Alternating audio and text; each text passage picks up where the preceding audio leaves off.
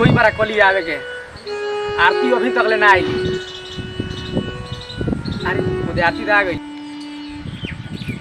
अरे छोटी सुनता गेली वही बारा कहू आवे के इतना देर लगा दिलुआ का करत रहलुआ। अरे छोटी तू जाने चाहत रह ना काहे लेट हो गएला आ तू जनबन हो तो तू खुशी के मारे पागल हो जाइबा। आरती ऐसा कौन खुशी के बात बा हो कि जो हम सुने में तो पागल हो जाए। तनी हमरो कुछ बताओ। बात की भैया भौजी हमार शादी खातिर राजी हो गइल बालो। हमरा तो बुझाता हमरा संग कोनो धोखा होई। हमर दिल गवाही नहीं दे। अरे ना ना छोटी ऐसा कोनो बात नहीं है। ठीक बा तो हम जाके लेट होता। ठीक बा तू जा।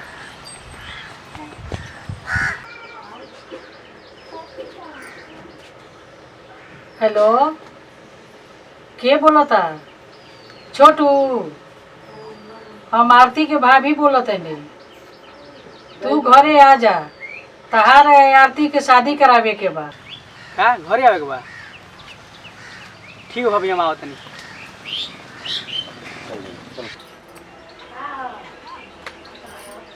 बाबू तू जल्दी से घरे आवो छोटुआ घरे आवता। ठीक बा क्या कहता रू छोटुआ घरे आवता हम अबे आवता नहीं।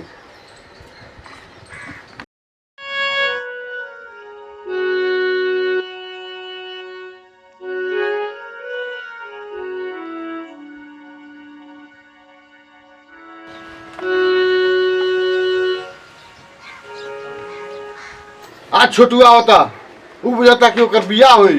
बियाह ना ओकरा श्राद्ध होई। ठीक बा टेंशन मन लो एकदम ओकर बर्बादी होई। ओकरू हाल होई प्यार कल भुला जाई। ठीक बा आरती हमरा वही लगता हम जाते हैं। ठीक बा भाभी जान। ठीक अभी ले छोटू ना आइल।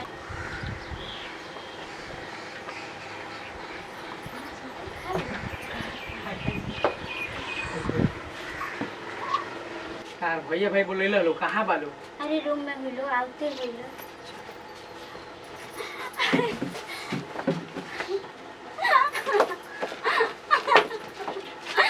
का ना हो तो छोटू कितना दिन से प्यार कर ली साथी से? 2 साल से। शादी कर बे हाँ शादी करे।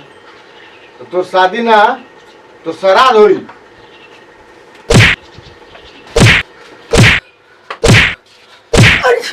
अरे बाप रे बाप अरे बाप अरे बाप रे बाप अरे मारी अरे बाप रे बाप अरे बाप रे बाप मर गई नहीं बेटा। अरे बाप अरे मारी अरे बाप रे बाप अरे बाप रे बाप मर गई नहीं बेटा। ना तो भैया और मार के मुंह आ दिलो छोटू के। हेलो हाँ छोटू के पापा। हाँ जितना जल्दी होगा उतना जल्दी अपना घरे आ जाइए लोग।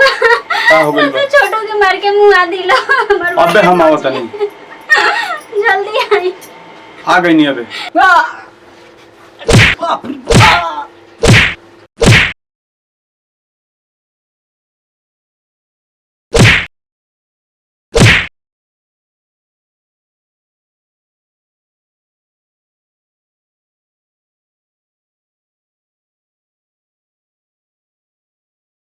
फोन कैले बिया एकर बाप आवत नहीं हुई। ओकरा बाप के आवे से पहले इनका काम खत्म करे के बा। मानो जल्दी मानो।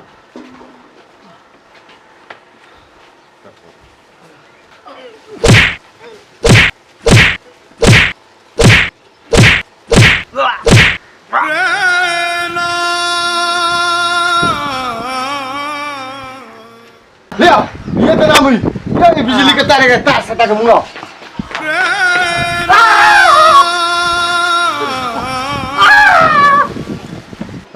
ये को तो काम खत्म हो गई।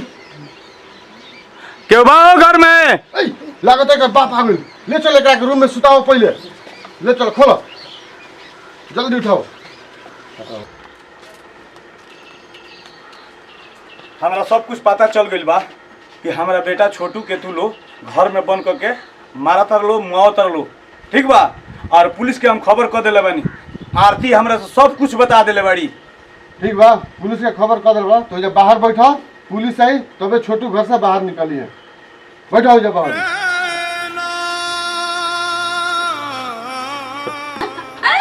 हमारा छोटू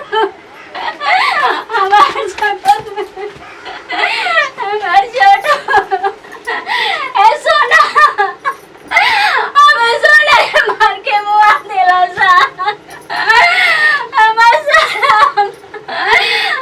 सोना के मार के मुआ दे भगवान सोना बाबू छोटू हम तारा बिना रह सकिले भैया हम संतू भोजपुरिया चैनल के माध्यम से रउआ लोग के ये छोटू और ये आरती के कहानी जौन जे घटना घटल बा वही पर हम निर्धारित वीडियो बनौले बानी सन और ओकरा के देखी लो और ये सन केहू के साथे ना होगे के चाहिए और रउआ लोग एकरा के आगे बढ़ाई लो और शेयर करी लो, सब्सक्राइब करी लो और कमेंट में लिखी लो कि सही बनल बा कि गलत बनल बा। जय हिंद, जय भारत, जय भोजपुरिया समाज। प्रेम का भी समाज।